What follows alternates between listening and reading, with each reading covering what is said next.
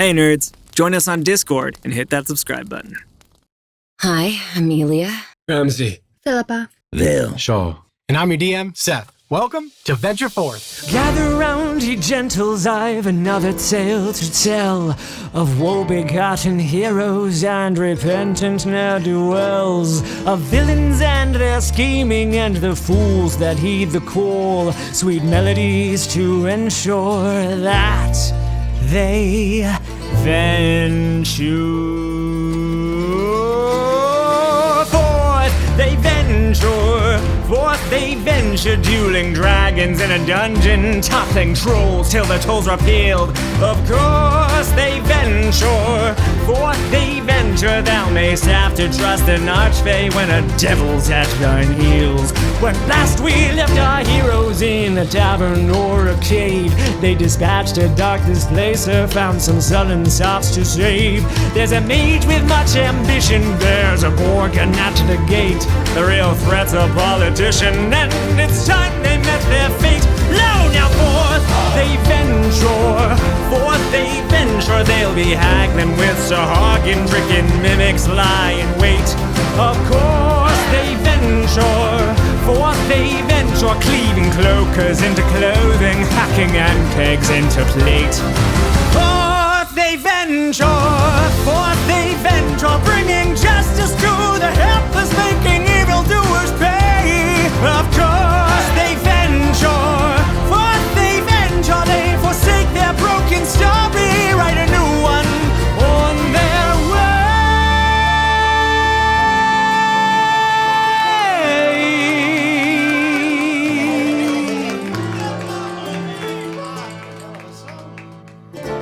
Ladies and gentlemen, folks, fae, and fiends, gather your party. When last we left our heroes. They're bonafide. Bonafide heroes. They left. You arrived in Black Rock to a mixed reception. The joys of families reunited intermixed with the stunned silence or quiet devastation of those whose loved ones did not make it back. But the joy that was felt would have been far less without the intervention of you all. And that is worth something. Reunited families left their homes, and you all followed Tackett to Thornwatch headquarters, where you debriefed him on the events of the last several days, and he gave you more context into Bavralda, Blackrock, and the rumors floating around in the higher circles of town. After this, you split ways. Phil and Elia headed toward their shops and homes, Vael and Ramsay towards the Red Thorn, following in the footsteps of Shaw, who made his way to Shalna. During that meeting, he came clean about his transgressions regarding the shipment held up at the mine, and Shalna gave a pointed reminder to Shaw about the stakes involved in what they do and the powers and interests they are beholden to. But her reminder having left its required mark, she set about teaching him the next steps in his caustic craft. A short time later, Vael and Ramsay returned to the Red Thorn, where they met with Gaz, told the tales of their exploits, and spoke about the various ways one can come to terms with their internal workings. Vael departed for Phil's shop, and Ramsay joined Thistle for some private counseling. And in the evening hours, Ramsay played her a song whose origins he does not know, but whose dulcet tones had an unexpected effect on our resident bard, and Thistle was there to counsel those as well. As we return to our heroes, we go back in time just a little bit and move on over to Soothes and Salves. Salves and Soothes. Which one is it? Salves and Soothes, right? Soothes and Is it Soothes and Salves? I thought. I thought Soothes was the second one. It was Soothes. Yeah, It's Salves and Soothes. Yeah, because Soothes, it was like a double play on words with like 4 where I tunes. live. We totally know. I know. We know what we're doing. It's my store, and therefore I know the name of it. We know. I was just testing the audience. But if we go back over to Salves and Soothes, as you guys open the front door and hear the familiar ding, ding of the shop as you guys enter in, it is evening time now, so you have to unlock the doors and things like that. But you walk in to see 2 familiar figures that are sort of seated in the interior of the shop, enjoying an evening cup of tea as your mother and father sit, waiting for you to come back. You guys weren't even worried about us to wait at the gate? We knew you'd be all right. Your dad gets up. Sure. He was like, I was never worried about it at all. And he pulls you in for a hug. He gives you a little kiss on the head.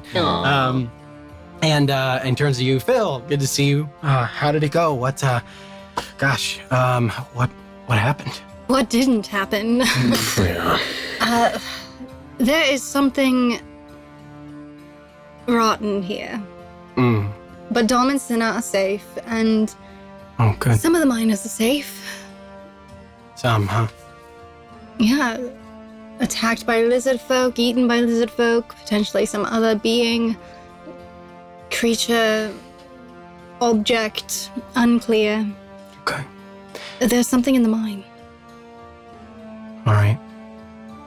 Well, look, as much as I am very curious, you guys both look very tired and are filthy. Your mom kind of comes over and helps, take your backpack off for you and brings it over to sort of a side where, she kind of starts unpacking it and taking out all of your things for you and putting them back in the requisite Yeah, and cabinets. I, forgive me, and I walk back to the back space lab section, Yeah. like office area, and I cross over to my portion of it and Nice. start to take off my The moment- satchel and my jacket. Moment Phil is out of the room, I'm like, signal to both my parents of like family meeting, Okay. but like internal family meeting Okay. without Phil. Okay. Interesting. Um, A family that actually shares. okay. Wow. Cool. Yeah. No. That's So not I'm a gonna. thing. Okay. Say aye. Excellent.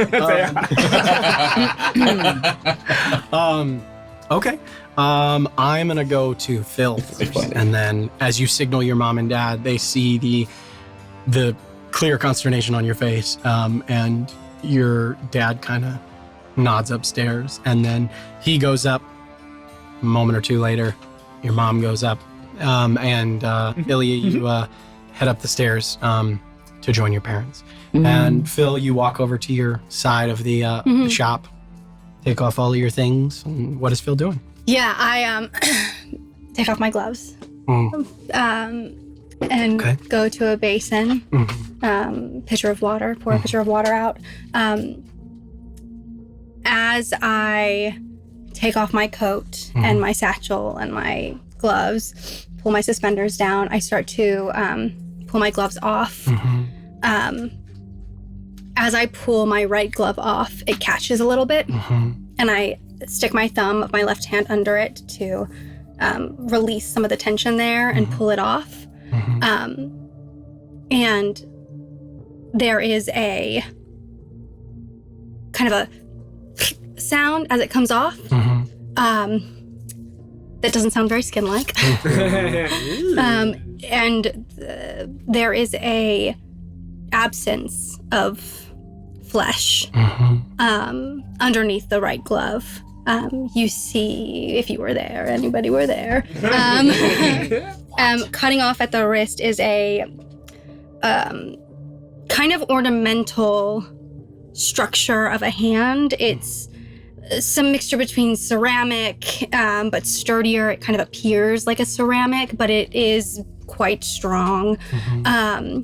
And it's delicate. It's not, it doesn't appear, at every joint, there is a clear kind of link space between them to aid with articulation. But it doesn't appear to be a tool in any way. It is more ornamental than that.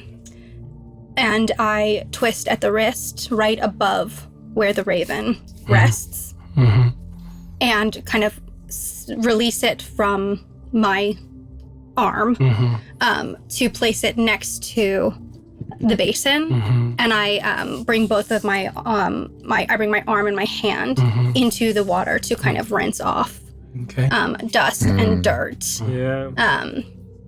And I just I kind of look around as I do that, and I'm alone. So I finish cleaning my wrists, reattach the ceramic hand, put back on my gloves, and start to unlace my boots. And as I unlace my right boot, there is the same sound.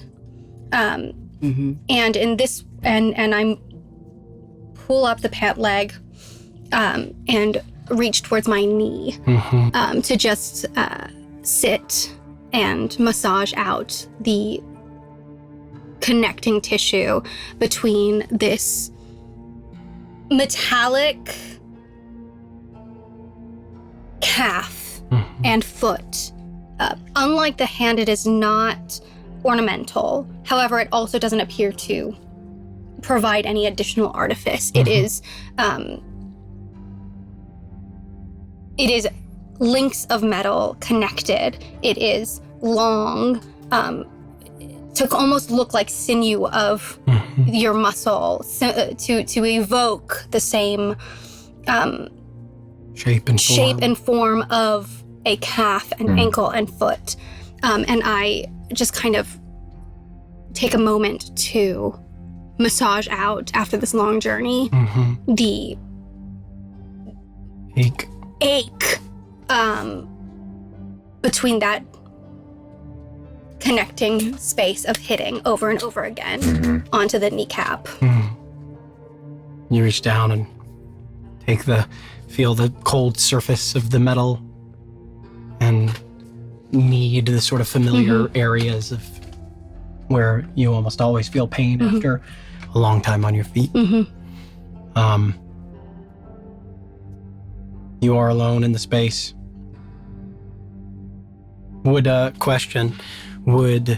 If someone were there, would they have seen anything like this before? If someone were to walk in, yes. Some people would have, not many people would have. Will would have seen it before. Okay. Ilya would have. Okay. Yeah.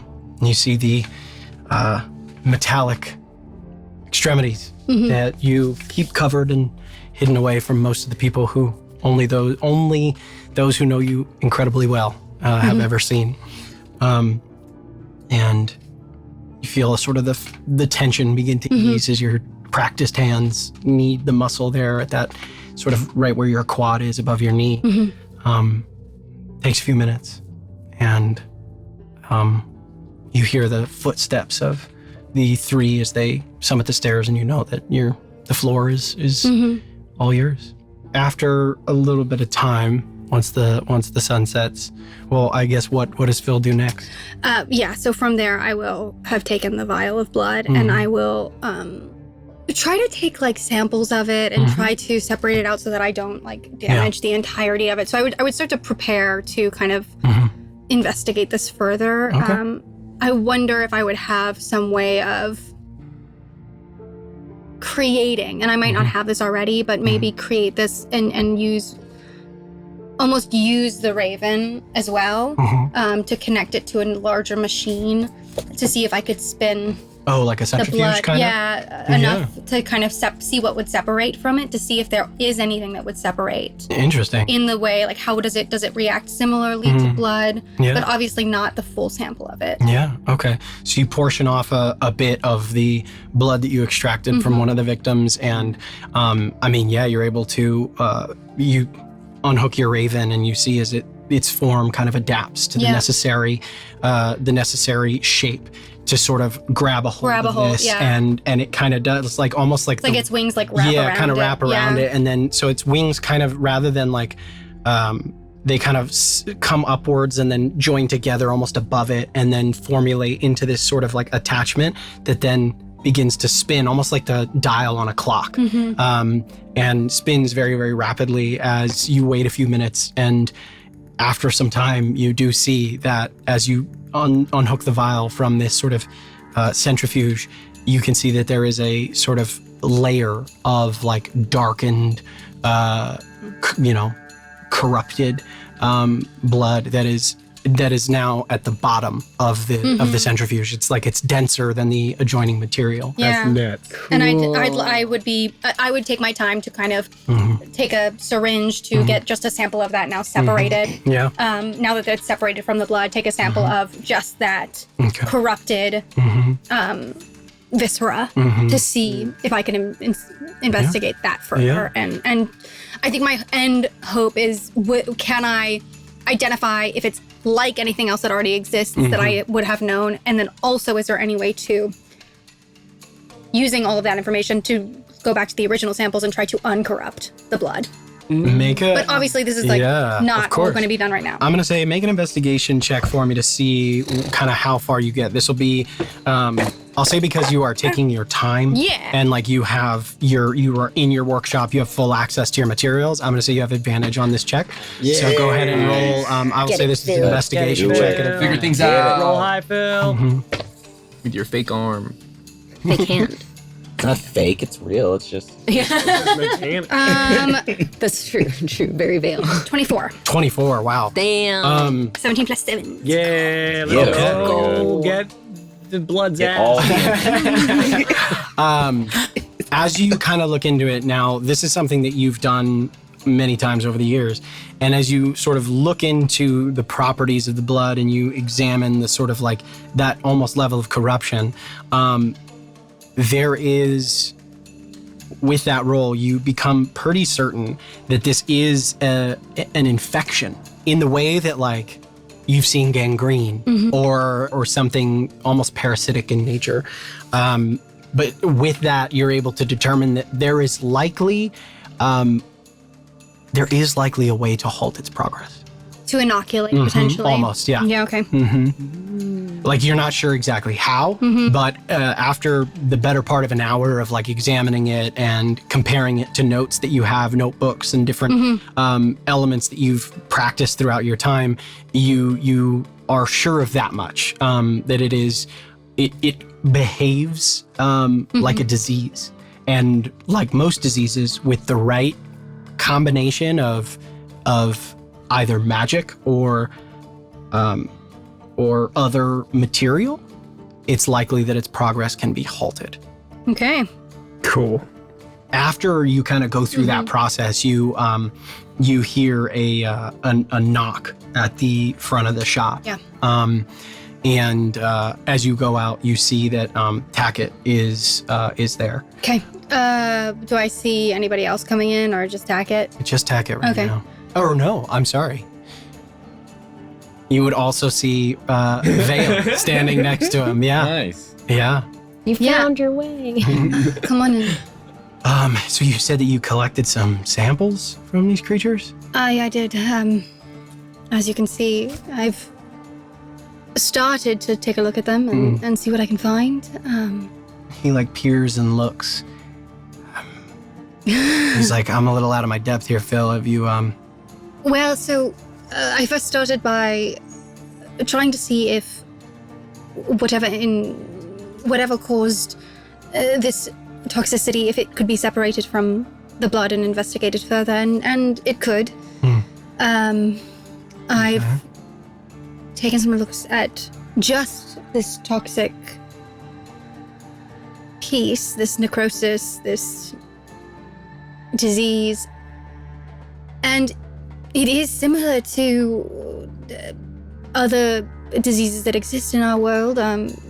Gangrene, obviously, you can cut out at its source and hope that with clean skin, doesn't spread. It'll heal. So, in theory, it is similar enough that we might be able to find a way to stop the infection, heal the infection, keep it from continuing to go to death. Has everyone who's contracted this, as far as you know, died? I do not know. Okay. I do not know what Orban has. I'd be curious to see what his blood looks like. Okay. Did you show us? Brain. Did you show us the separation? Yeah. I've showed. It's all just out. I'm not hiding anything. Also, Okay. DM, at that point, would I have heard the dingle dingle and then also come down? Yeah, probably. So Okay, we're gonna, yeah. I'll Just by the stairs or something. I don't know. Okay. Cool. Yeah. I walk up to it and I pull out a motive light. You would like to test it Yes. with? Okay. Well, let's test it with just a single sample of just the infection, not the whole sample. So I will take another sample and put it kind of like on a dish. And I will Small glass. a small glass dish, and I will place it down. At first, Does it need to be consumed in some way, or pre-masticated, or can you just drop it in? I know those are typically eaten, so I'm just... How does it get broken down? I don't actually know. Oh, all right. It just works. All right. Well, So funny. I guess we could try just putting it in, and then I do think it might be worth masticating it somewhat if this doesn't work, but then it's your. It drank light before. Maybe. So I want to hold it. It drank light, The blood. right? The blood did, and that's light. Okay. A little bit. Give it a shot. I want to hold it close to the blood and see if the light does. If anything happens, and then I'm gonna do more. Okay. I'm gonna hold on you, actually. I'm gonna cut over to... Yeah, because we might want to do the whole first. Yeah. That'll 'cause affect how this happens. Yeah. Everything explodes. I want you in the room. Also, We need to make sure to give Ilya a last moment with her parents because this whole building's gonna blow up. Goodbye, TPK almost. You see the mushroom cloud from the red thorn. What's that? That's the way that Seth Susan. Everything explodes. Sorry, go ahead. I also, before we do cut over though, this process, because you left shortly after getting there, so I'm actually going to say it's probably only been about 30 minutes. Probably instead of an hour, because you work fast, and I think by the time their finished conversation, a drink though. It could have been an hour. I mean, 30 minutes to an hour. You might have gotten lost. somewhere around 30 minutes. We'll call it That's that. fair. That's left at the tree. Yeah. Which way? Yeah. Which tree, though? Vael was standing in the middle of an Navigator. intersection, looking around when Tack I showed up. And then you just follow Tack. Come on. All right. So yeah, as you go to put the light towards this object, I'm gonna cut back in time just a little. Yeah, that makes sense. Okay. Ilya, you head upstairs with your mom and dad,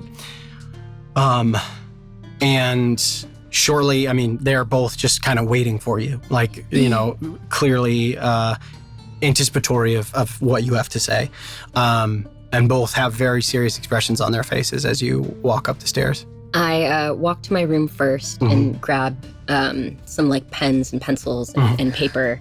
I look at the letter that I had left for Thistle, and I open a drawer, and there's a false bottom, and I lift it up, and you'll see that there are several letters to Thistle, and this one just goes slap on top, and just like slows it down, and I shove it again, and I'm like, yep.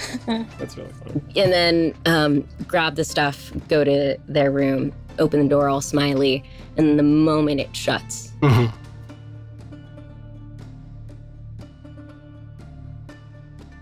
something is happening in Black Rock. What we found in that mountain is very dangerous. Sure, there were lizard folk,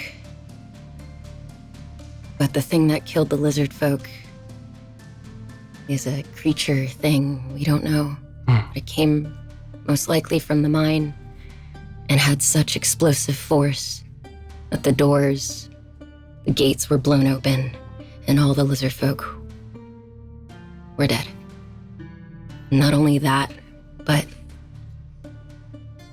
folks are gonna come here later to investigate what Phil got from their blood, because it looks like they're all infected. And that infection came from these stones, these dark stones that eat light, that have this infection. And the miners that were exposed to it over a course of time turned into things, creatures, pale, warped, extra limbs, tentacles, fast, strong. Did you say stone that drank light, your dad says? Yeah, Dad. Just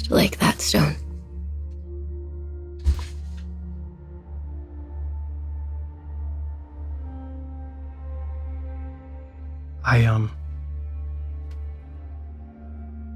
your mom is like, have you told your mom? I think Reese would have told her. Okay, yeah. My next question was going to be, because I wasn't sure if you and Reese have talked. No, Reese and her, and Reese and for the first one. Yeah. The first? But the second one, no. But I was... Yeah. Okay.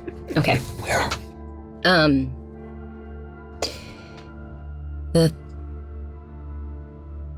The thing that is the most interesting out of all of that is the tunnels of the mine lead up to these doors of a place that looks like it doesn't belong there.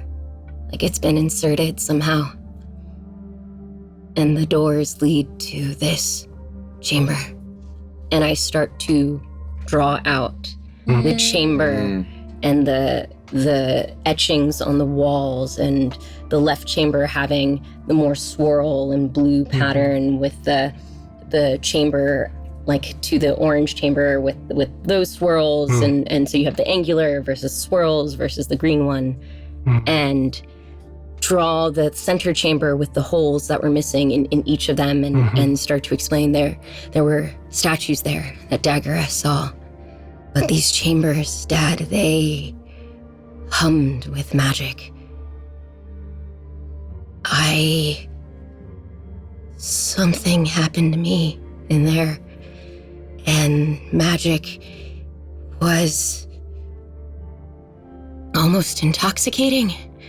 Like it didn't cost me anything to cast, and I just feel like I know these spells and feel stronger than I've ever felt. And I just look at him, and the memory of being in the cave just shoots into his mind as our minds connect. Okay. Oh. Yeah. Okay. And you feel as the connection between your father's mind and yours comes.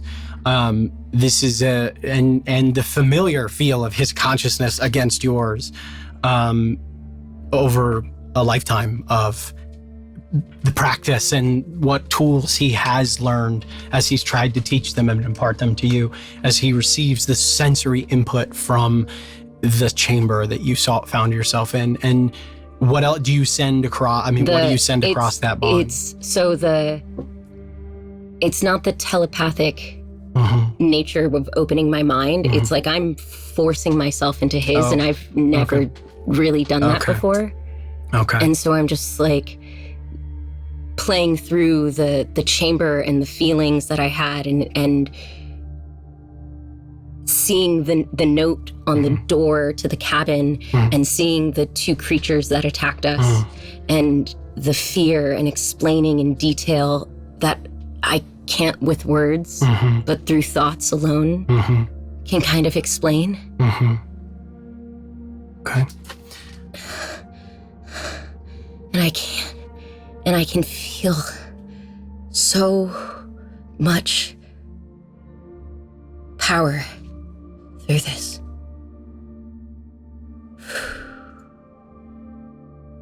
But I couldn't read anyone's thoughts in that cave, in that chamber. It was quiet. It was so quiet. And maybe there's an answer in some of that magic that can help us, that can stop whatever's eating our minds. It was quiet.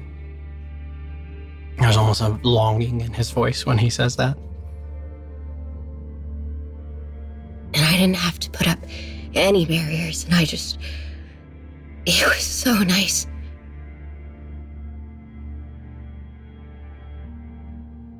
But something's happening, and something's coming. I don't think anyone is prepared for how much power was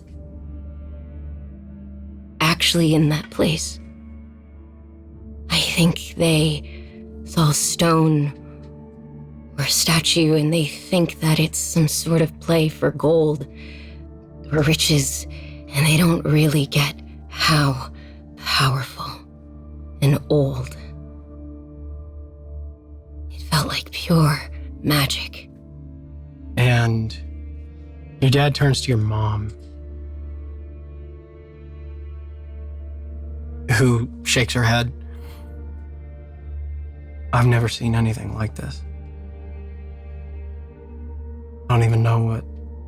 And he sees your dad kind of like traces the outline of the drawings. And have you like some of the patterns and things like that? The angular ones versus the swirls. Yeah, and some of the patterns and things like that you've traced out, you see as his hand kind of lingers over the more angular ones, the ones from the lefternmost chamber, the ones that are more mathematical.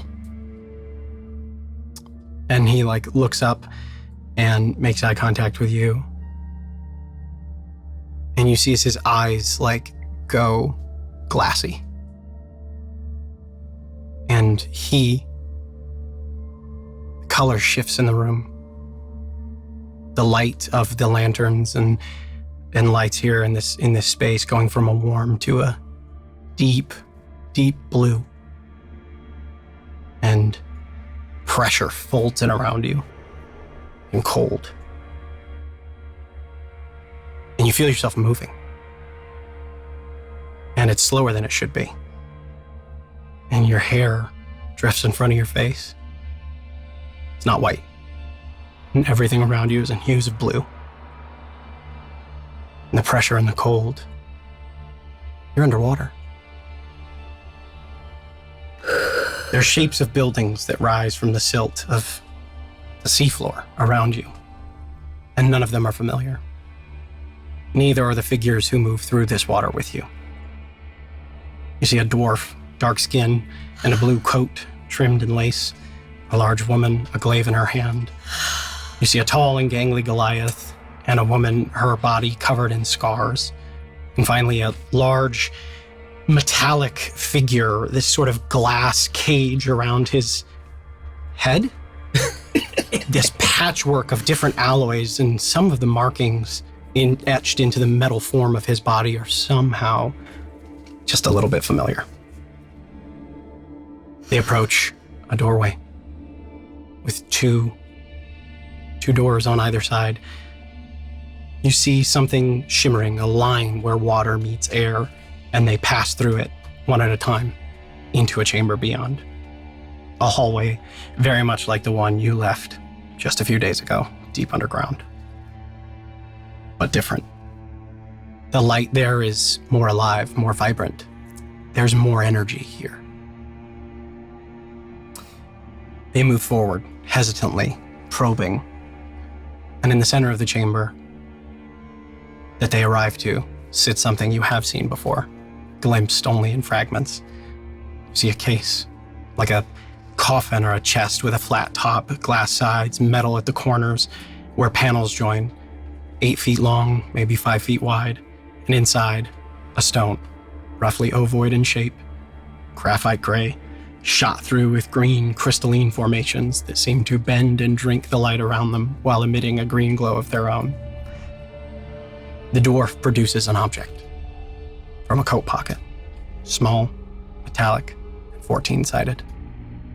He places it in an indent in the center of the glass on the chest. And the light in the room oscillates, and a moment of stillness holds, and a concussive burst, you feel it even where you are, tears through the room as the chest shatters. Glass and metal, you see them spray outward in every direction, and you are almost above this all, like an observer. You're not down with them anymore. It's like you're seeing this room laid out in front of you. And strangely, at the same time, your perspective is almost as if it's from inside of the chest. Like a weird double vision. Glass, stone, and metal fly outward in every direction. You see as their bodies are hurled outward and away from this central point. And you feel something rip into existence. you feel a consciousness. Something vast and ancient. It is strange and somehow familiar in the same breath. You see only a distortion of air as it moves through the room. You can't make out anything. It's just like a shimmer, like a heat wave that pushes through the space, but in a way where there is no resistance to it. You feel its exultation. You feel its frustration as it sifts through the minds of each of these in the room, one after the other, discarding each of them in turn. Not right, not right, not right. You feel it turn and move outward in a way, into the hall, past the shimmering barrier between air and water, screaming towards the light far above. And one feeling cuts through all of the sensory impact. Freedom. It travels with the form up through the water, into the light and the air above the waves. As you feel its feelings as if they're your own, you feel them go outward, over the waves, into the air, beyond. And somehow, at the edge of your awareness, you feel something stir and answer back. Something far away. And we're gonna go to break. No! What's happening? Why are we going to break? Because it's time. What? Don't worry about it, guys. It's fine. It's Everything's fine. Everything's fine. That was like totally a split fine. second in-game. Way to learn what we did. Great. Kind of. Hey, WonderCon. Hey. I had nothing to do with that. No, that wasn't us. We'll see when we come back. See you in a minute. Hey, nerds. Hey, nerds. If you are looking for a way to support Venture Forth, becoming a Patreon member is the most direct way to support us. Not only do you get access to exclusive VF perks, but you also become a key player in keeping our show going and growing. You see the studio? This is in large part thanks to our generous Patreon members and the sweat equity of our boys. Going to conventions, having original artwork created for the show, and maybe even some merch we can offer are all ways that your contributions help Venture Forth. In our entry-level option, you get access to behind-the-scenes moments, plus high-quality versions of the original soundtrack created by Shane O'Loughlin. You also get exclusive access to special channels in our Discord where you can have spoiler chats with other members of our community. And maybe even ask us questions. Munch, just come in. Push the door open. You can do it. You can do it. You're so strong. Push There you go. Push. a little harder. Push Come the door, on. you little rat. If all that sounds cool, members of our $25 tier get access to an exclusive monthly meeting Seth and I have called DM Office Hours, where we can answer any burning questions you have in the chat, give you special attention. And if you are really enthusiastic, you can join our top tier, wherein you get exclusive one-on-one meetings with either DM Seth or DM Shane every single month, where you can talk about anything under the sun. Keep it D&D related. Our Patreon members are the lifeblood of Venture Forth. If you want to be part of that and keep this show going and growing, scan this QR code now. Somewhere. It's there. It's there. I promise it's there. Forth they venture. Forth they... Yeah, got him. Oh, hey, what's happening? Just beat myself in a little tic-tac-toe. Don't worry about that. But hey, what you should know is that I am the Herald of Hollowpot. And I'm here to talk to you about Hollowpot's Herald, a newsletter in video format that you may watch to learn a little bit about the Venture Forth, get out of here, Lint, the Venture Forth team and behind the scenes action. I'm going to give you updates on what's happening with cons, DM office hours, Patreon, Seth dropping supplements and magic items and all beasties and all kinds of fun stuff for you, and the chaos of Russ, because you can just never tell, and also interviews of the cast. I will be interviewing the cast from time to time, brought for you specifically. Now, let me tell you what you got to do. I got a checklist here, so one second. Okay. What you gotta do, you gotta go to Patreon. You're gonna go to Patreon, you're gonna sign up, free member. You don't have to click pay. And then, boom, you're going to get updates for when the Herald drops. Now, a couple days after that, the Words edition is going to come out because some of you like to read. Oh, also from time to time, I answer questions from the Discord. Sometimes people in Discord ask questions, and if I catch it, I'm going to put it in the newsletter. So, Shane. What do I do next? Yay! This episode is sponsored by Hero Forge.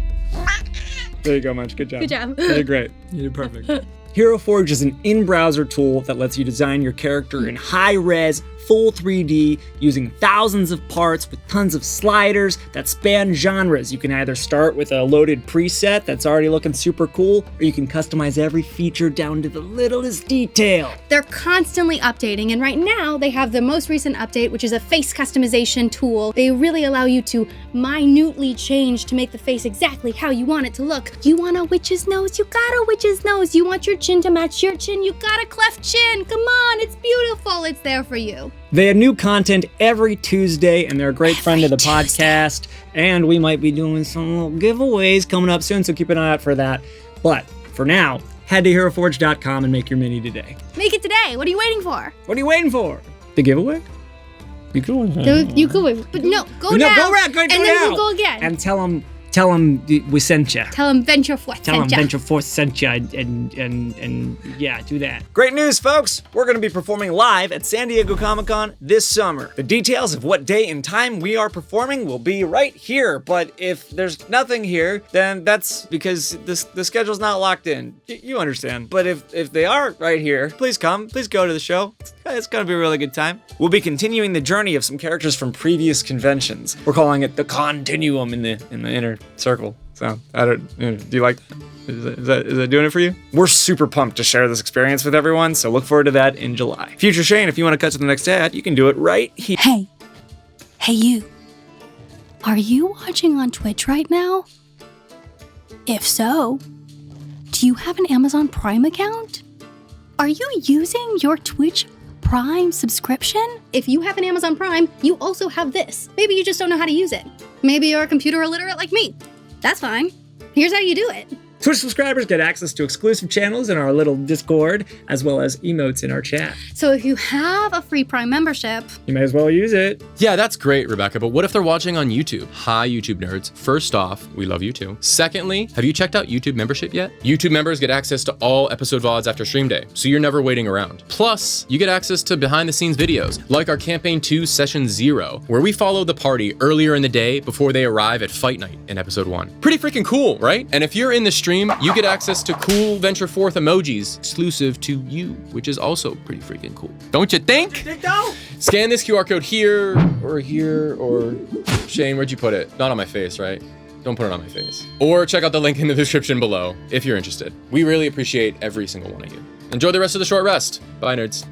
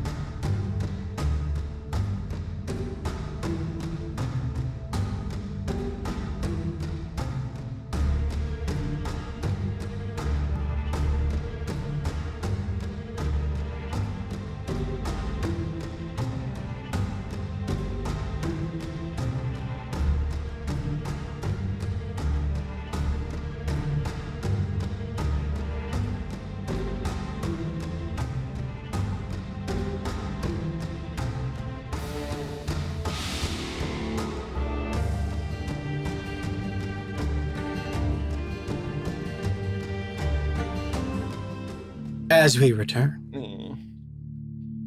color floods back into the world, and you are back in the room where you are, and you see as your dad has his head like between his hands. I throw up. And like Denna's like, what?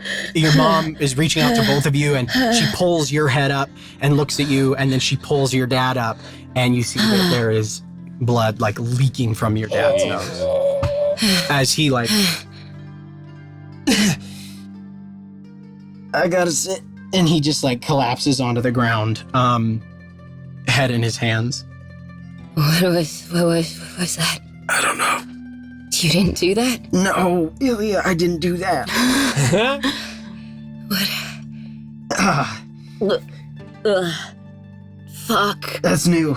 That was new. What? That was what we ran into in the mines. That chamber.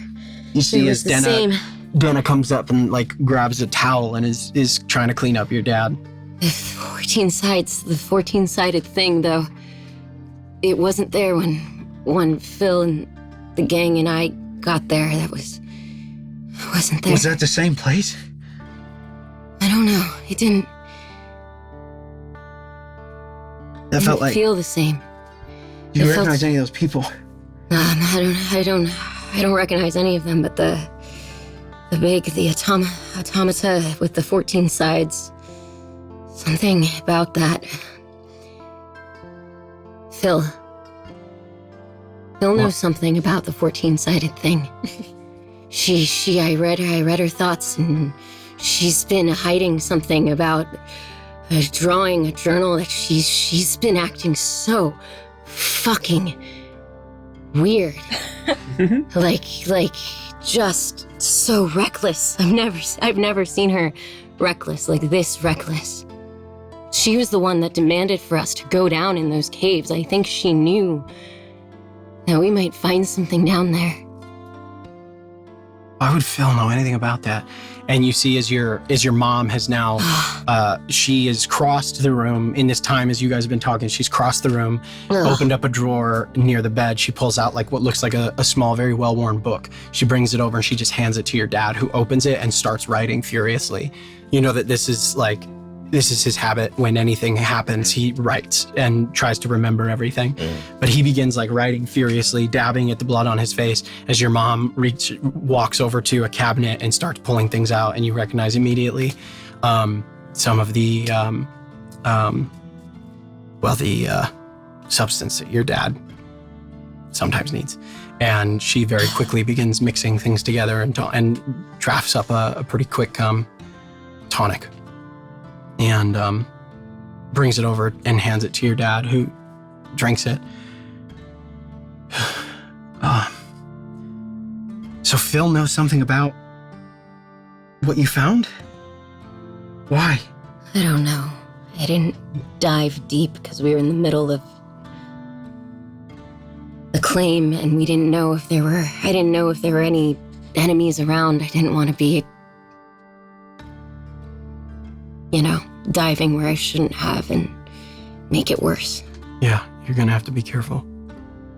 Not only is Phil incredibly smart, she's our friend. Yeah. I gave her several opportunities to tell me about it. Hell yeah.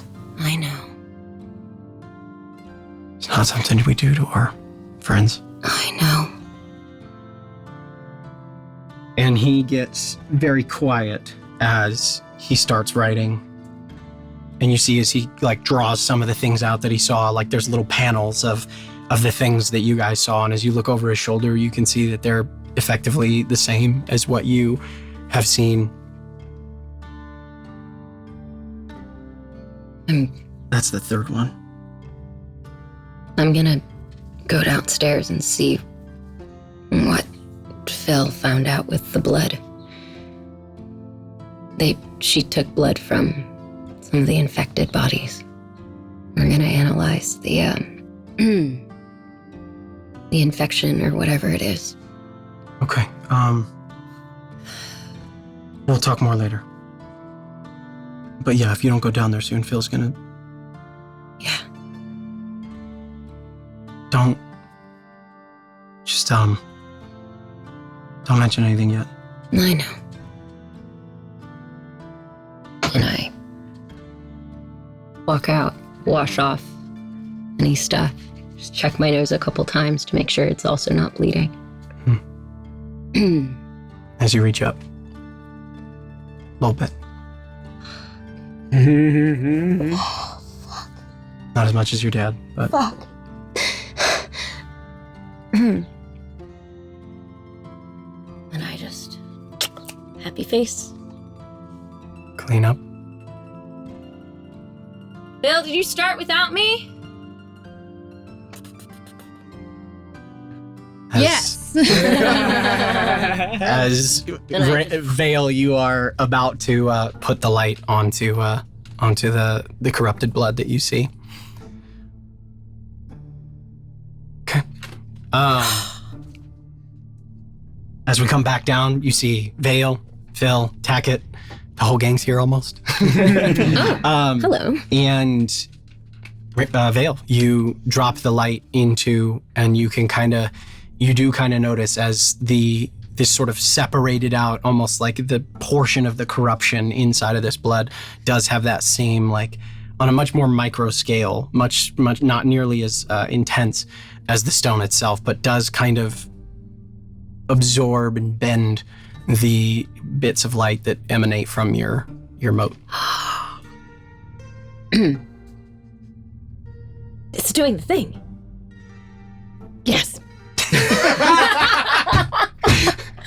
I think our goal was not necessarily to just see that it was doing that, but to potentially heal it. Heal. Yes, so Because- not necessarily doing what we wanted it to do. But I mean, at least we can confirm that no matter where it goes, it's still, the properties are the same. Try and squish it. Yes. The corrupted blood? You're gonna touch it it? feels... The orb. No. Oh, the Oh. orb. You squish it. Yeah. Yeah, I mean, as you push on it, it does it. I mean, I imagine it's kind of it's chewable, right? Yeah. So it has a it's kind got of consistency. I want to try and Yeah. break it if Okay. I can. I mean, you're able to. You kind of push down on it, and it kind of like almost breaks apart into disparate pieces, and then, but as you sink it into the sort of blood, it doesn't affect Okay. the substance. It doesn't affect it. So not a cure, but a good effort. No. Yes, I was just trying to be Yeah, nice. I don't know if I'd call that a success, but I hear what you're going for, Phil. Do you think Yeah. it would respond to, like, cleric magic? Marin was seeing to them, so I would assume that if cleric magic could heal, it would have, right? I mean, maybe, but did she know that he, thank you, was, like, the infection in the blood? Like, would it matter with cleric magic? I don't know cleric magic. I mean, all magic is slightly different, but cleric magic tends to be kind of widespread. I mean, once you heal the body, it heals everything. But this is like an infection. Like, wouldn't we need to be specific with the magic? In theory, but I would imagine that, you know, Marin's not an idiot. I would hope that he would try some disease-ridding. We didn't really ask, did we? No, we didn't. He was not in the best shape. Right. Maybe So he we- was busy taking care of everybody else, and Well, this was Maybe it did. before it was time to take care of everyone else. Oh, He was right. taking care of just these folk. And so maybe not. I don't know. When Alban came back to town and when Jara was here, they did try quite a lot and it didn't work. So I'm not saying that that's not possible in addition to other things, but I think if it was just cleric magic, just a ridding of disease, it would have been done. Phil, are there This Taggart, are there things that cleric magic, are there diseases or corruptions that need a certain person of a certain ability?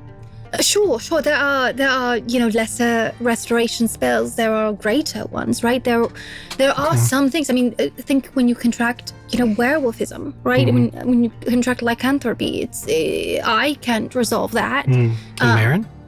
Is he strong enough? I don't know. Huh.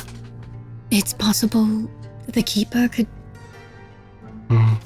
resolve this. I don't know. Next time he's in town, next time he's in the grove, we can check. I'll keep these samples here and we can just keep an eye out. But with that, with those stones so near, with this potential object that Jaro and Class had, I think finding a way to resolve this, to nip it in the bud, would be important. Okay. I bend down to the dish Mm-hmm. so I can look right at it. Mm-hmm.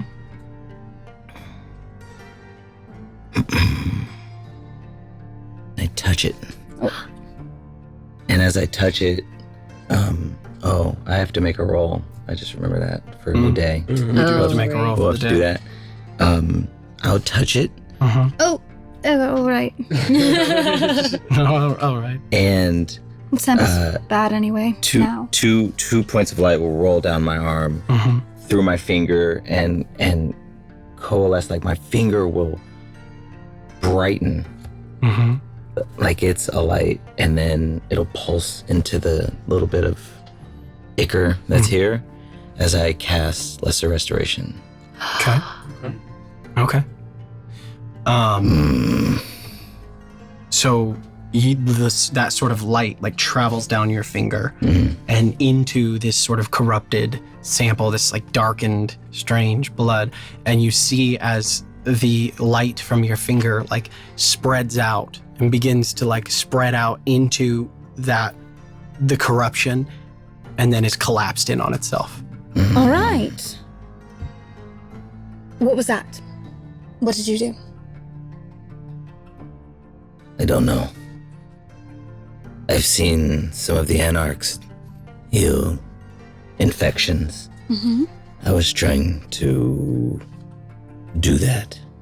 It was some type of restoration then. Okay. I'm asking you. There was. Sorry. So it was some type of restoration. Okay. Question? Oh, okay. No, that's fair. That's fair. Amazing. There was. Yes, maybe when the keeper is back in the grove, we can. Can you keep an eye on that? Is there a way to call for him? Is there?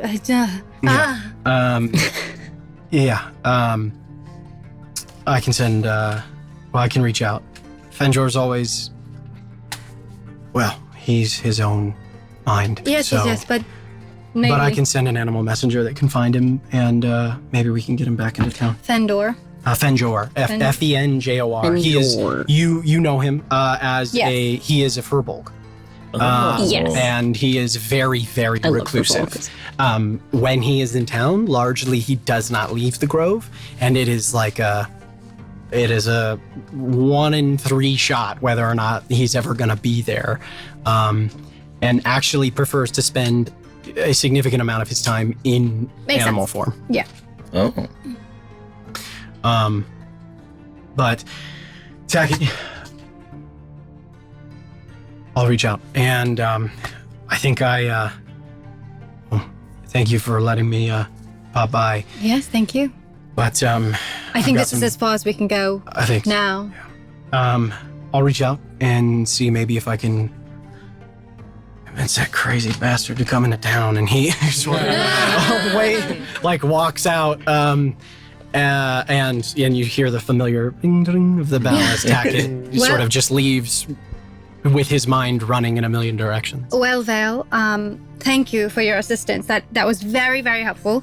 Would not have gotten there without you. I do think that is it for today, though. I'm going to be packing up now. Do you want help? No, I'll be all right. I think I'll be fine. Are you sure? Yes, it's therapeutic almost to clean all this up. Okay. Bye, Vael. Thank you. Bye. I'll see you tomorrow. Duck through the door. Yeah. So Tom. Ding ding. Thank you. Cool. Lock it up. All right. So Vael, you leave. head out into the night. Yeah. Okay. What was that roll? Oh no! Don't worry about it. And then Don't worry the about house explodes. Don't even worry about it. What's going on? And as Vael departs and the ding of the bell fades, it's just the two of you. You lock up. Phil, you go about putting away your equipment. Phil, Yes, Ilya. you want to talk about how reckless you've been the last couple days? Why you've been uncharacteristically poignant with a lot of your words, and more so than I've ever seen. I'm packing up as I hear this. Ilya, I'm sorry if I've been short-tempered. Please do not take it to heart. It's your recklessness that I'm worried about. You're never reckless. Hell, you knock me on the head every other day for being reckless.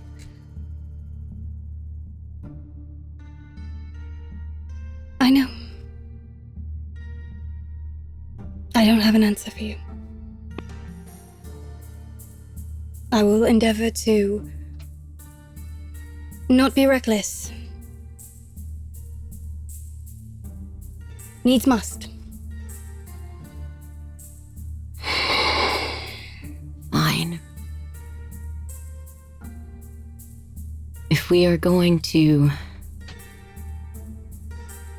be dragged into this more with Bivralda tomorrow,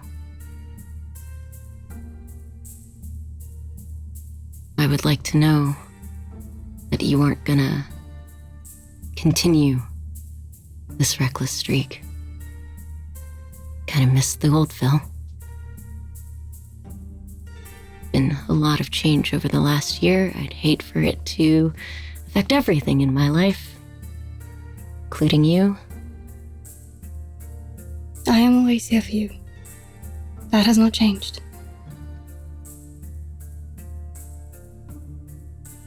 I had a whole life before coming here. And occasionally, there's an intersection and it stirs the memories. Okay. I know you were quite young when I joined you, and I've been so grateful for our friendship, truly. I need you to trust in me. That if there are some things I cannot tell you, it is not because I do not care for you. Oh, it's okay. Yeah? I understand. I just wanted to point it out. I am sorry. You're right. I have been sharp. And I am very sorry. Thank you.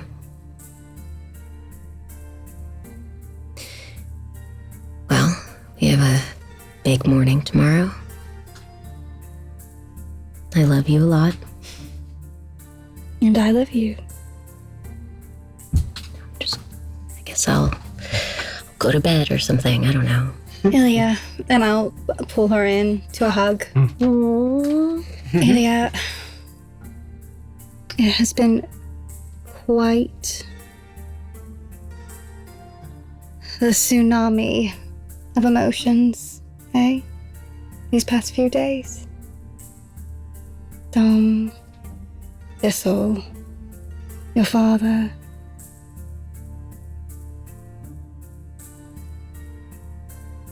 It's going to be all right.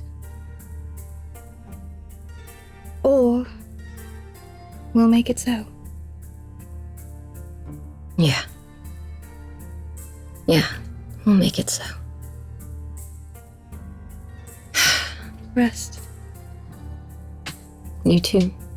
Don't stay up too late. So will. Back up to my side of the house. I'm like, good night, Phil. Good night. Night. Go upstairs. And I just collapse into a chair. Mm-hmm. You go upstairs. Your dad is not present. And your mom just comes up to you. I don't want to talk about it, but he's getting worse. I know. It's... And she just raises a hand. And she pulls you in, gives you a kiss on the top of your head, and she walks out. The moment she's out of earshot, I kind of just whisper to myself, it's getting worse for me too.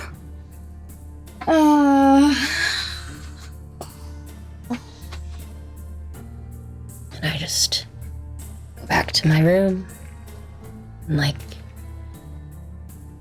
kind of lie in bed and wait till wee hours of the night and just open my mind when everyone else is asleep. Mm-hmm. And just try and go to sleep with it, not holding on to those walls and just letting it go. Sleep is a long time coming, but it does eventually come. Each of you, in the evening, find your own way to rest. You all gain a long rest. Yay! Bum, bum, bum. Bum, bum. We're not exhausted. You all wake up the following morning, go through your morning routines, of which Vael, go ahead and give me your roll. Yes. Nice. Get something good. Let's do it first. Roll. Oh no.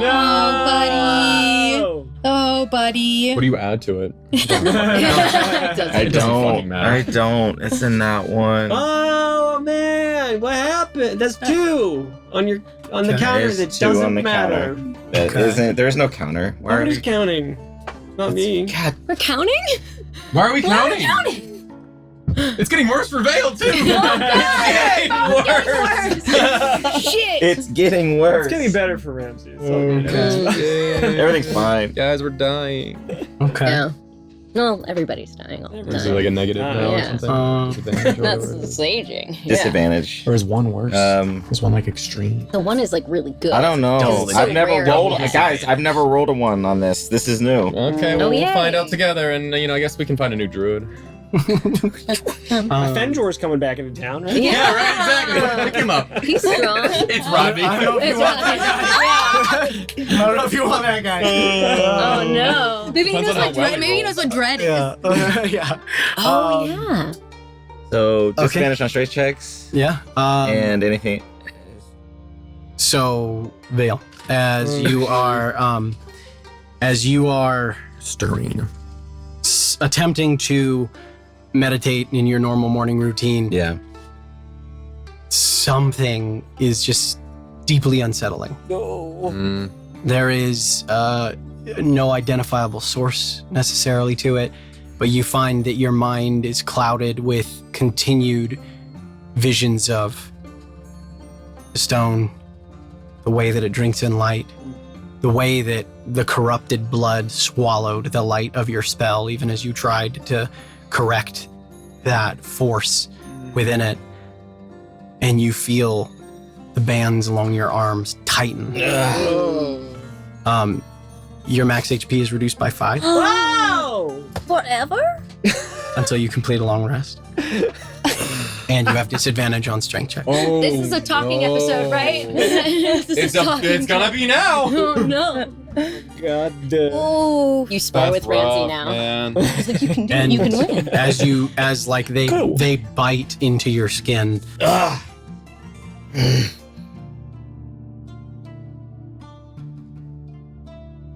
Drawing blood. Oh. Before they release slightly.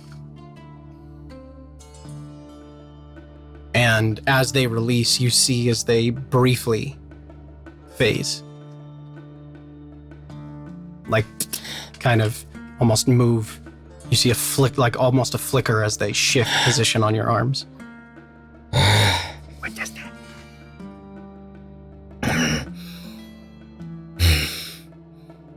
Clear the mind.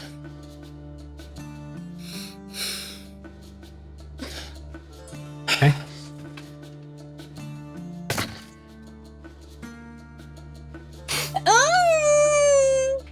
That's Make sure you annotate Yeah, the failure. That's I will as well. HP.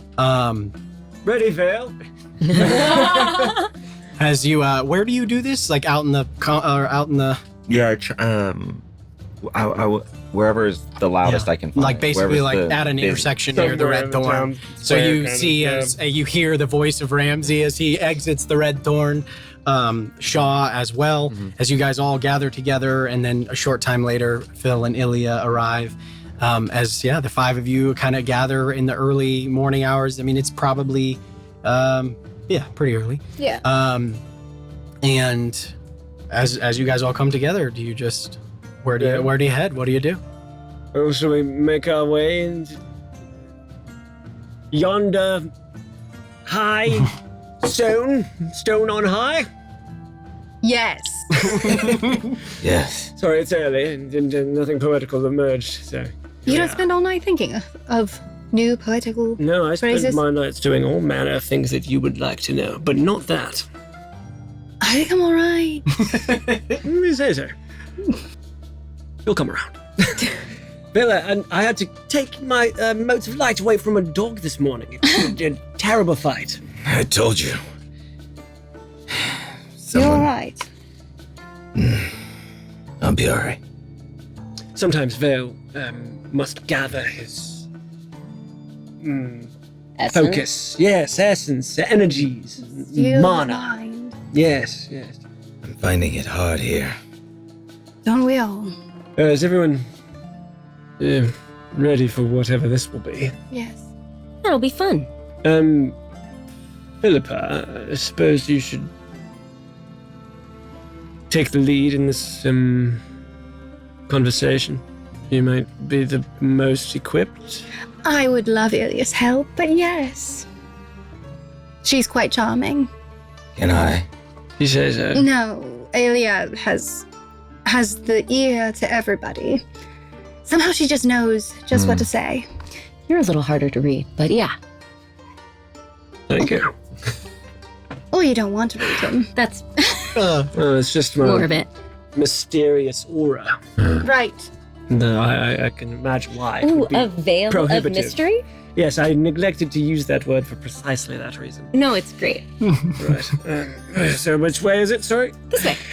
All right. You guys, from the front of the Red Thorn, you make your way a little further down, sort of the market ward, and sort of edging along the base of what constitutes High Stone, and find yourselves at the switchbacks that lead up them. You begin to ascend your way up, and about halfway up the series of switchbacks, you see the edifice of the Coin Club headquarters. You see that it is partially built into the cliffside itself. You can see that there are 3 distinctive floors to Coin Club headquarters, and you can see that it's kind of like the switchbacks wind up, arrive at kind of a flat landing, and then the building itself is here, and off to the left you see a large gate. You see this sort of stone arch section, 2 12-foot banded iron oak doors. I lean over to Ilya. Sergeant Hosk is the name we're looking for. Gotcha. And as you approach, you see that there are a number of coin clubs. The doors, the gates themselves are currently open, but there are a total of 4 that are standing all out, or excuse me, 5. There are kind of 2 to either side of the gate. 2 of them, go ahead. Before we get there, would I know, based off like my dad and dealings with coin clubs and my own dealings with coin clubs, how much money we should just have on hand for a quick bribe? You That was know just that, one. Where's the rest? We demand. I demand the full series.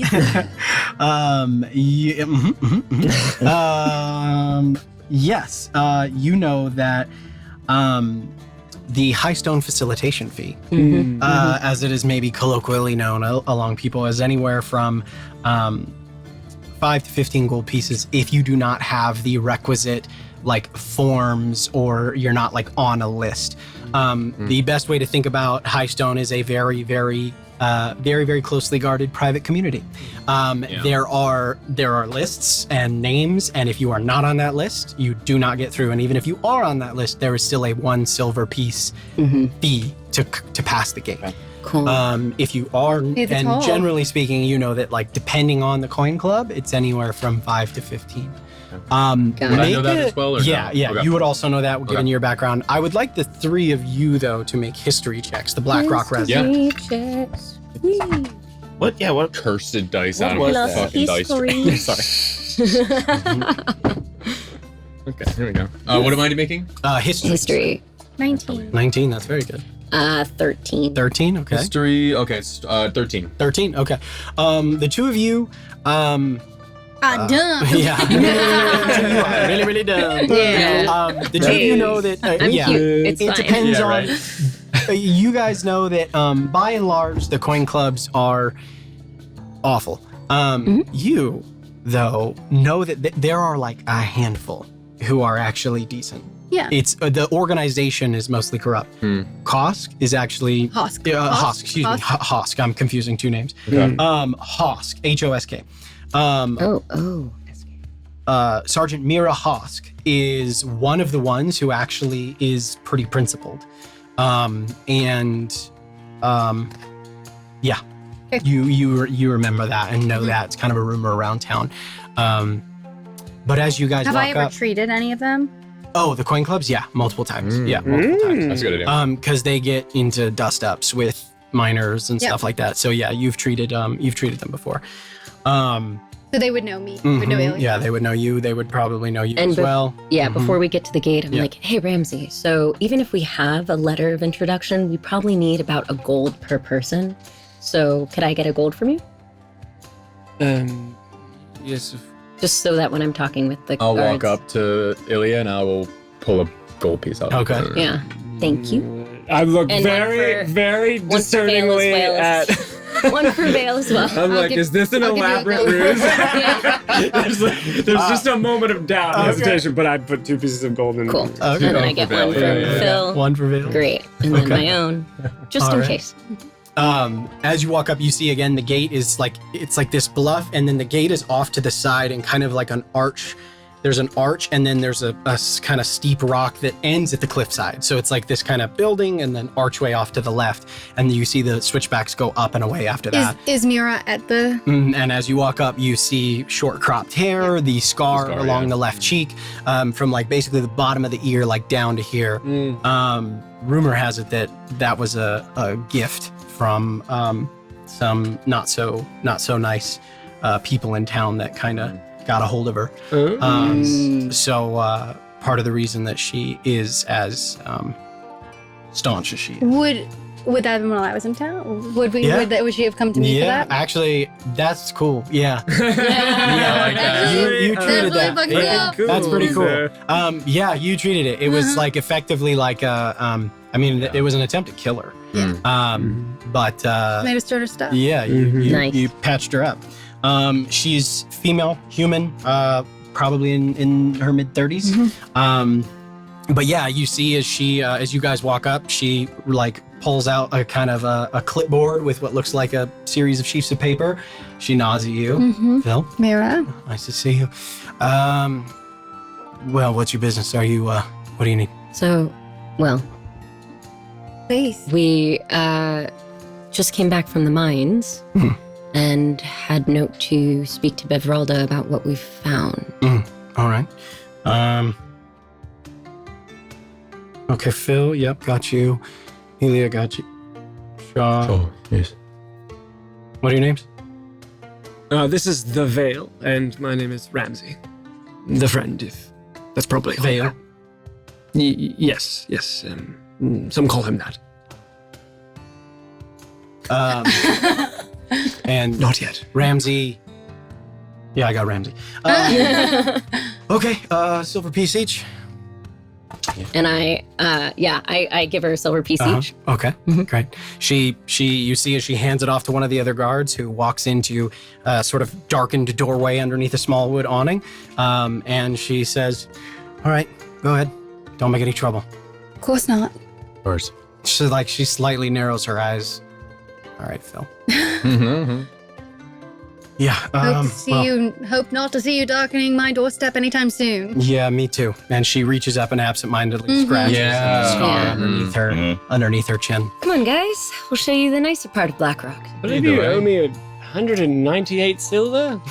And I'm just walking. Come on, guys. Ilya. No, Come on, Ramsay. like Ramsay. And then as I had gone by, I would have done a sleight of hand to try and put it behind his ear. Check behind your ear. Go ahead and roll me a sleight of hand. Let's see if it works. I don't know where I was like, I'm okay to just let it happen.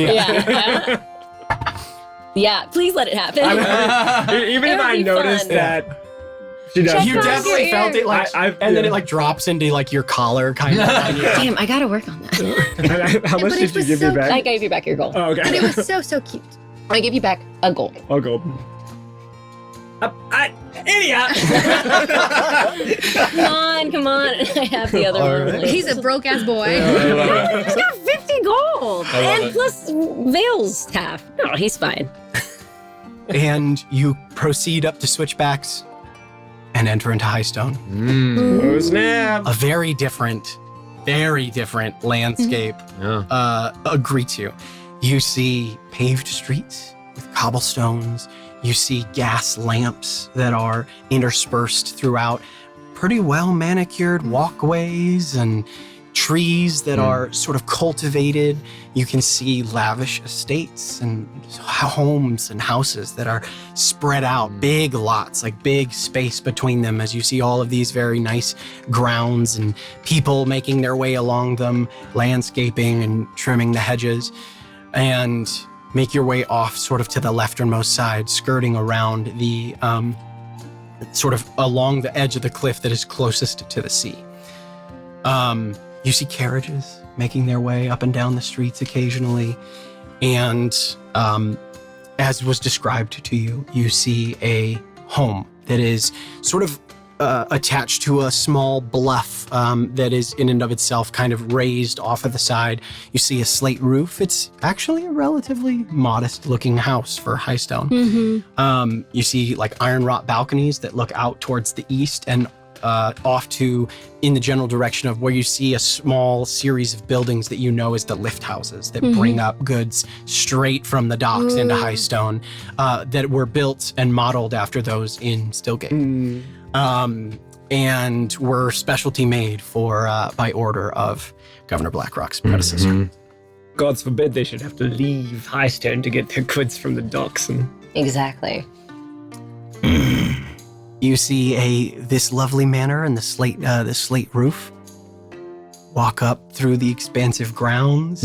No guards or anything like that you can see, although you do clock a few Coin Club patrols just walking along the streets here. See two beautiful ornate doorways with a knocker that is shaped in the pickaxe above what looks like kind of a bar, and it's meant to evoke a shaft, like a mine shaft. And you find yourself on the threshold of Bevralda's home. I love this part. You hear the hard knock and of the knocker against the oak door. A moment passes, and the door opens. And at first, you don't see anybody until you look down, and you see just like an inch shy of 4 feet tall.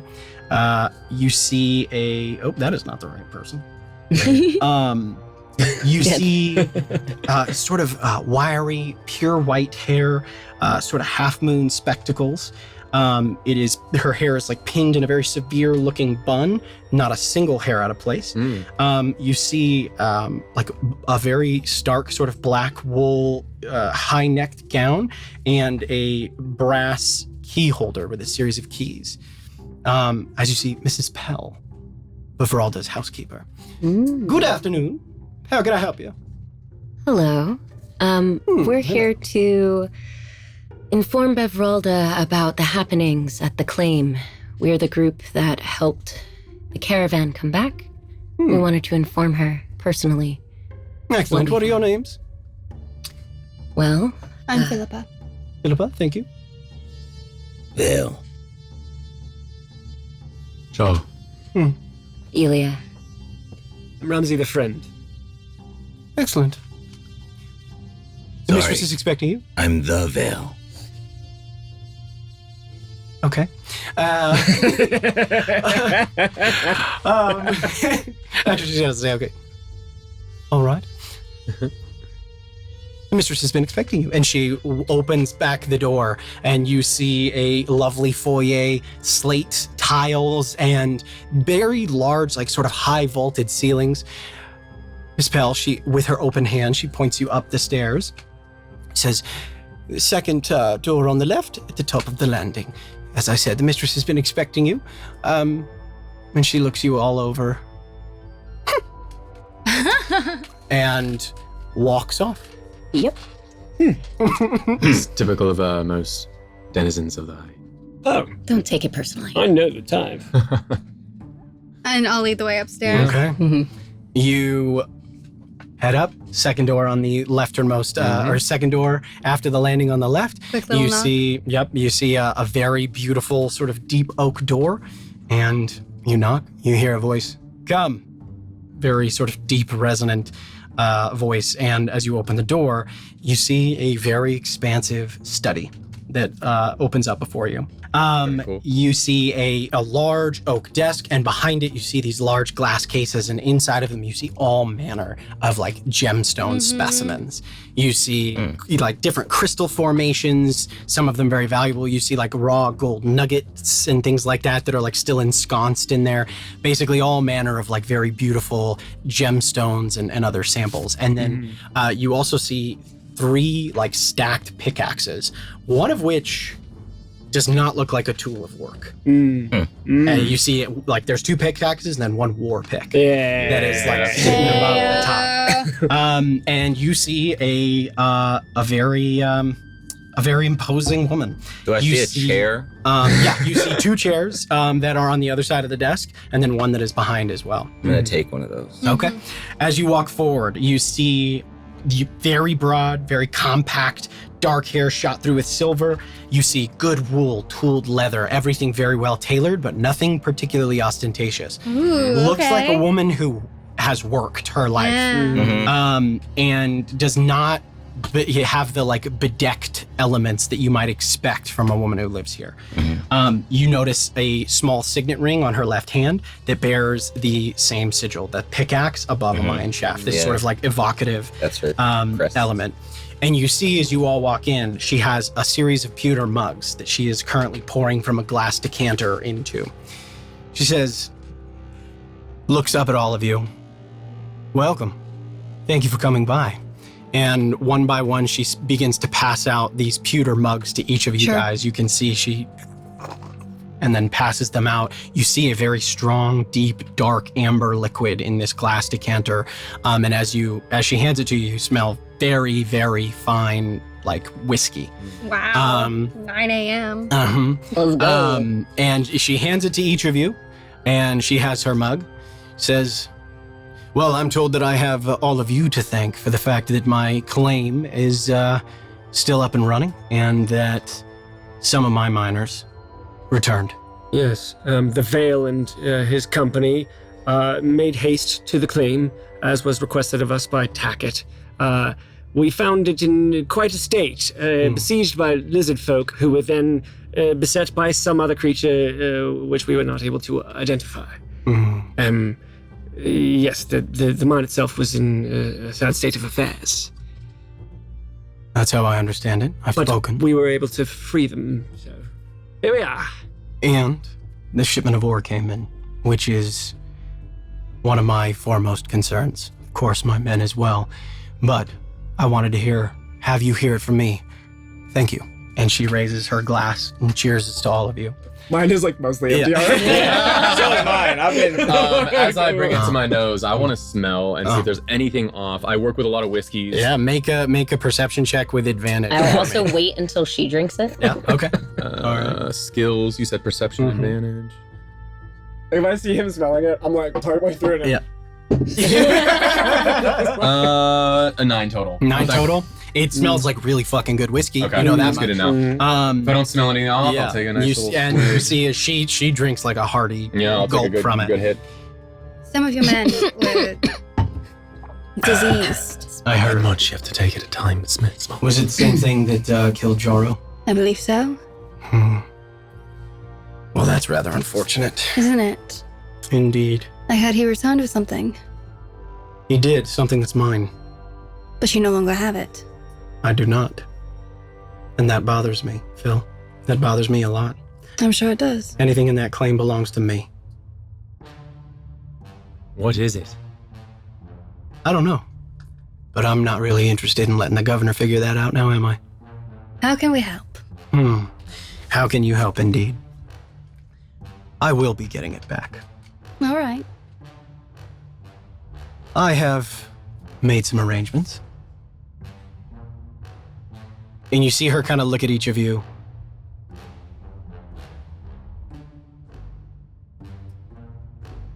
Is it possible that we might not be the only people looking for this? I mean, there were a score of lizard folk trying to get into that area. And something else that killed them. And something else that killed them. So just It's a popular item. That is the big mystery, isn't it? neither here nor there. We are happy to help. We brought your ore back. What I need are allies. Governor Blackrock is, she's used the town charter to leverage my property away from me, as I said, and I'm not the biggest fan of something like that. Now, as Tackett tells me, you all, very capable group of people, and a capable group of people is something that I always have, an eye for, and a need of. Let's put it that way. So, here's what I would like. I would like for each of you to keep your ears open, to keep your eyes open, to... Let's just put it this way. If something should happen in the coming days, I would very much appreciate it if you could keep this little conversation between us. And should I have need of you to go back to my claim or help me with retrieving some of the additional items that, as I understand it, are no longer there. And she kind of looks at each of you guys and weighs the way that lands. You know that she knows That there was there a were coffin. things that were missing, and that there's something that was supposed to be there that's not anymore. Something that was supposed to be on the shipment or something that was supposed Something to be... that was like the statue. statue. She knows something and the was coffin missing. stone. Yeah. I would very much appreciate it if you could keep me informed of if you hear anything, because I have a very, very vested interest in finding the items that, as I said, belong to me. Can I insight check to see if she knows that knew that they were there and knows what they are? Make an insight check for me. Because this is like giving me some Spooky vibes.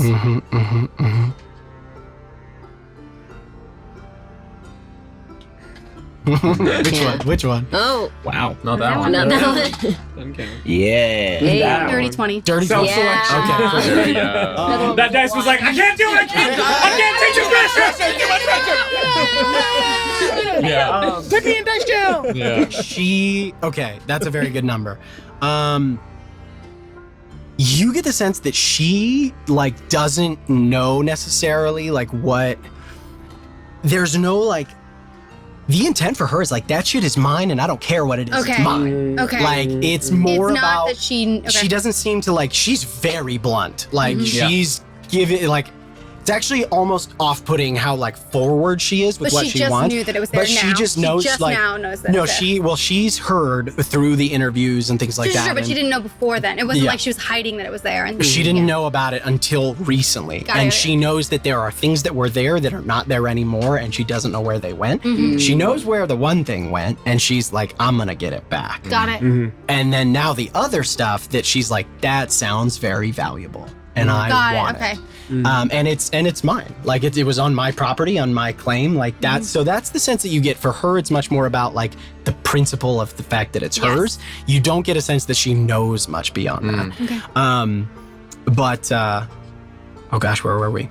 We'll keep our ears to the ground. And if I should get a lead not through my for real. sources, No, but we. I suppose I just wanted to gauge your interest. Would you be willing to help me get it back? What's in it for us? And she smiles. A businessman. I can appreciate that. Well, I have plenty of coin, if that's your desire. But, maybe more importantly, you'll have a friend. I'm happy to help. I sense a butt coming. But some of the items in that chamber can kill.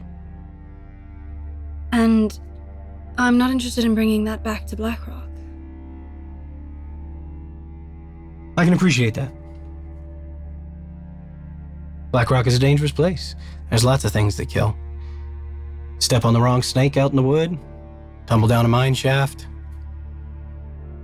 mess with the wrong people. Right, but that's not bringing in something that you know will kill. I'm not bringing the snakes into Blackrock to put under the beds of every man and woman who lives here. I understand that there is a healthy amount of caution that needs to be taken when dealing with something like this. Yes. I'm not interested in bringing anything into Blackrock that will upset the balance or do anybody here undue harm. But let's just say I have a feeling that there are going to be more than one interested party. And I intend to make sure that what's found on my claim remains mine. And you profit from it. I understand. Of course. Are we to understand that that's your sole interest is selling these items to the highest bidder or something? Who controls access is my concern. The governor's already leveraged the town charter to take something away from me. That claim is mine, and I earned it. You don't want her claiming that the entire area is now hers. Just so. I understand. Well, I have no objections. I think my one rider would be that, well, if you have any leads, that you be forthcoming with them. But that sounds like it's a mutual interest, so. Leads of anything in particular you're interested in? Did you have any idea that such a thing existed in this plot of land when you began extracting ore from it? No. Do I believe her? Yeah, Go and roll an insight check for me. Could I as well? Is that Yeah, okay? anybody who'd like to can. Sure. We're all staring at It's her not gonna face. be. Yeah, you guys are all Yeah, looking at I'm her. like, so- I don't. It's a bad roll. It's a really It bad was roll. bad for me too. Critty. That's Bang bang. Bang bang. Oh, that's my boy. Yeah. Interesting. That's my guy right there. Is that the same dice? Make sure he's not rolling the same It is dice. the same dice. Oh, You don't change dice. You're just yeah, that's true. Dice loyalty, I get it. But Dice maybe you just need to be loyal loyalty to is different not, dice. not when it's rolling ones. If you need to be loyal to different dice. That's funny. Okay. My total's 21, though, but I get It's gonna be. Sorry, 1 second. Loading. 11. 11. Okay. No. 21. 13. 13. Okay.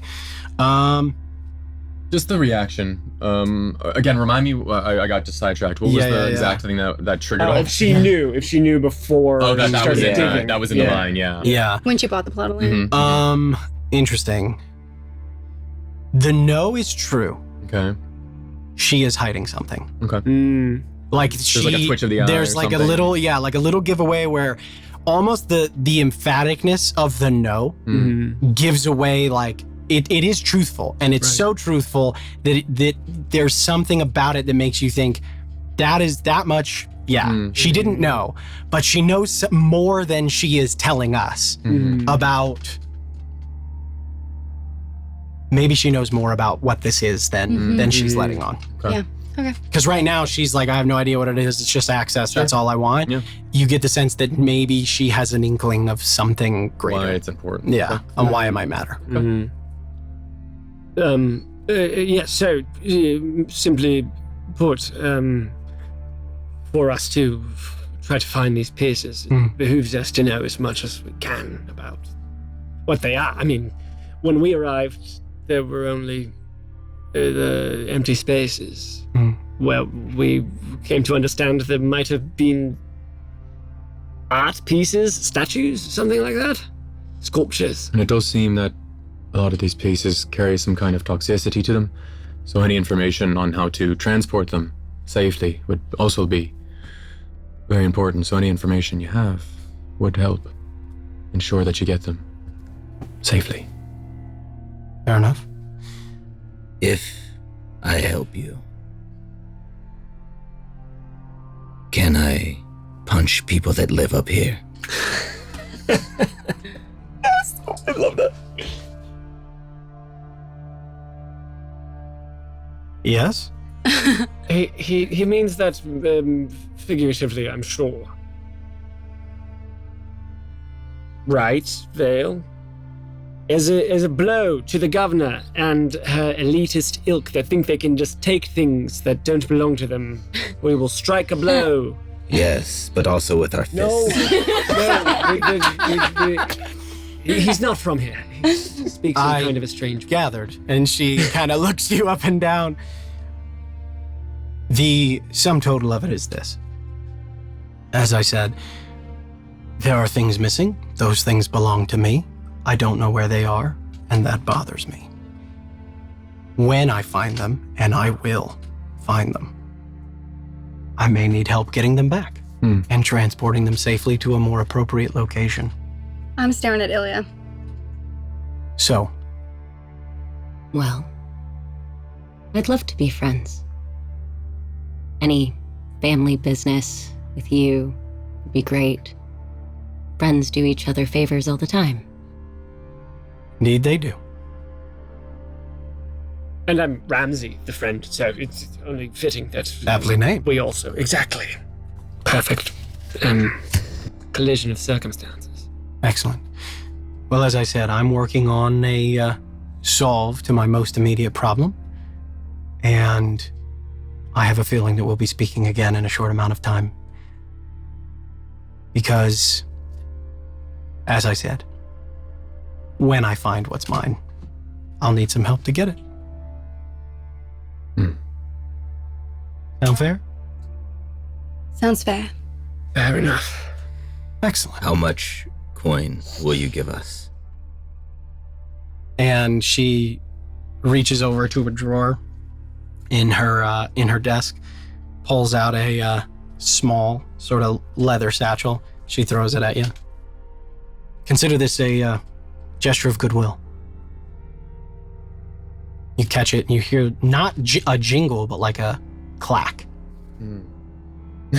You see green, red, white, sparkling gemstones inside. Probably a couple hundred gold worth.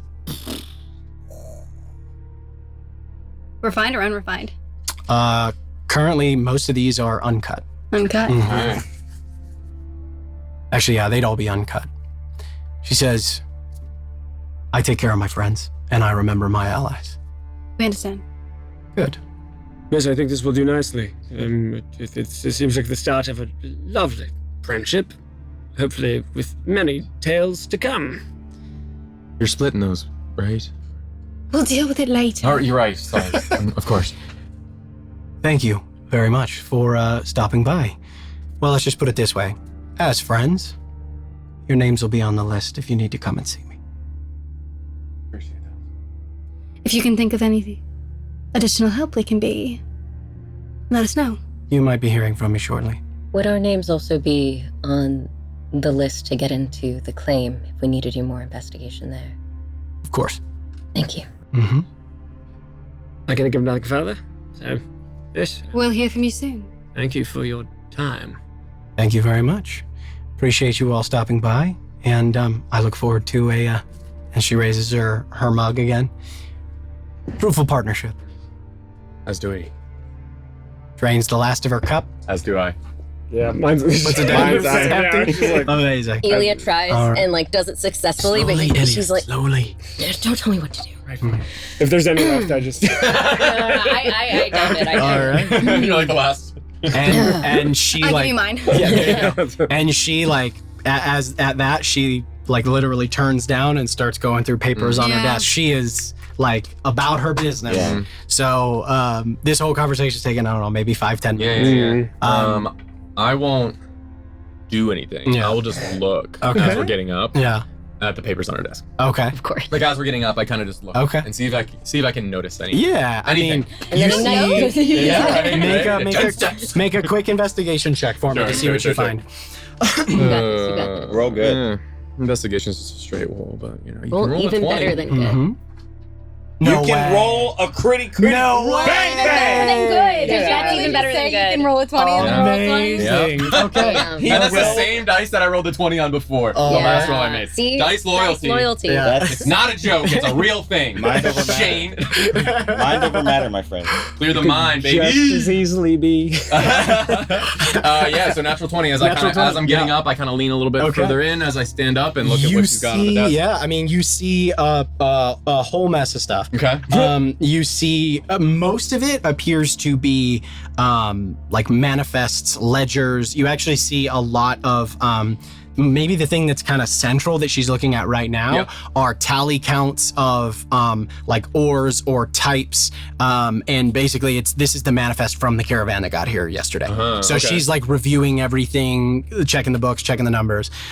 You also see that she has that's most of actually what's here is all of these series of ledgers.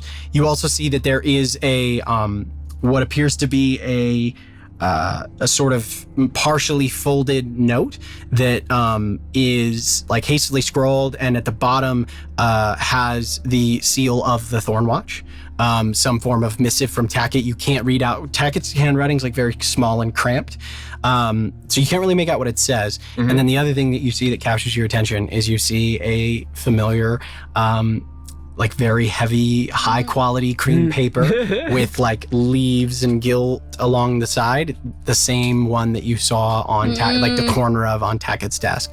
But this one is pretty much like open, and you can see you just in those couple of seconds, you just see the top of it, and it says. This is what you see: Governor Chrysora Blackrock, first of her name, and that's like big scrawled across the top. And that's all you're able to catch. All right, I do that. I as I turn, there's a small little smirk on my face, and I nod. All right. You guys exit.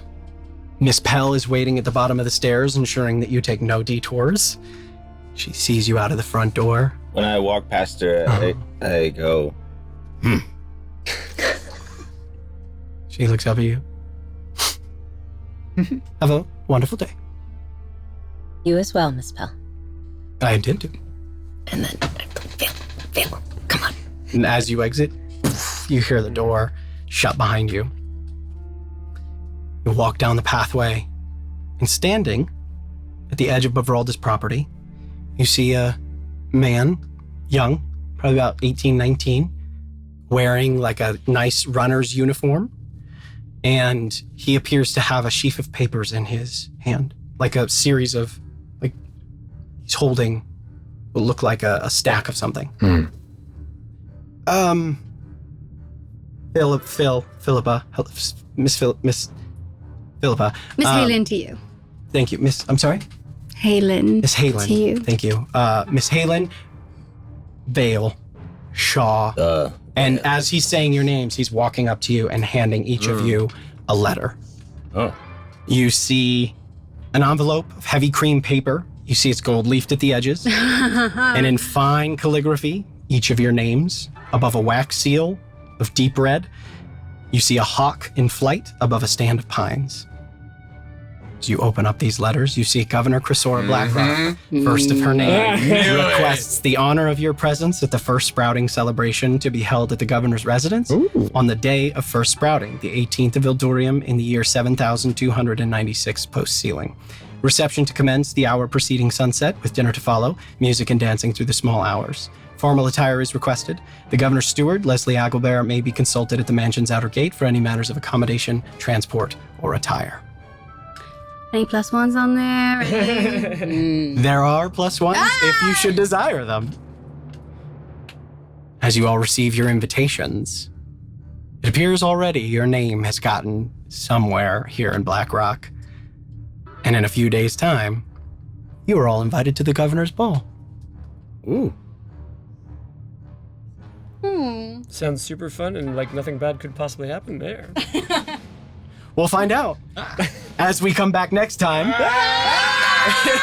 We are going to go ahead and pick up with on the day of the governor's ball. So we are going to skip forward a little bit in time. You guys will all have around 10 days of downtime here in Blackrock. Get your outfits in order. So you guys will have time to get your outfits in Share order. those gems, to Ramsay. pursue any downtime activities that you guys wanted to. So at the top of next session, we very well may very quickly go through what you all have been doing for the last several days as you get settled back into town and prepare to attend the governor's ball, the governor's spring ball. Nothing bad could ever happen. Oh no, there. surely It feels like so much of our surely the past gentry of experiences are coming Blackrock back. may have an interest I don't in know what you that. now. No. You I'm know sure- things now. I'm sure there's no nefarious people about. No. Only upstanding citizens Why of the would the ball. wealthy and powerful of Blackrock be interested in all of you? I guess we'll good find out. Yeah. Well, thank you guys so much. Thank you for watching. Hope you enjoyed watching as much as we did playing. We'll see you next time. See you next Bye, time. nerds. Bye, nerds. See you at Big the love. ball. Big love. See you at the ball, baby. nerds. Get your tux. Hey nerds, thanks so much for being here for this episode. We're so grateful for each and every one of you who are able to support the show. If you want to go that extra mile, please do subscribe, like, follow us on whatever platform you're using. Leave us a 5-star review if you're on like Apple Podcasts or on Spotify. If you have the means, you can subscribe to us on Patreon or Twitch Prime or YouTube memberships, and all those things get you cool BTS content, and they also help us make more content and do cool stuff like go to conventions or create artwork or create music, for example, animations for battle maps. All this stuff happens because we are able to create more the more financial support that we get. We are all just making this show from the bottom of our hearts. The people you see on screen are the entire crew behind it as of right now. So hopefully that'll grow too as we get more people supporting the show. That's a whole other element of it. You know, we're trying to make this thing as big as possible, get it out to as many people as we can. So thank you so much if you're able to do that. But if not, thanks just for being you, for just being here. You're all right just the way you are. And we'll see you in the next one. Thanks again. Bye, nerds.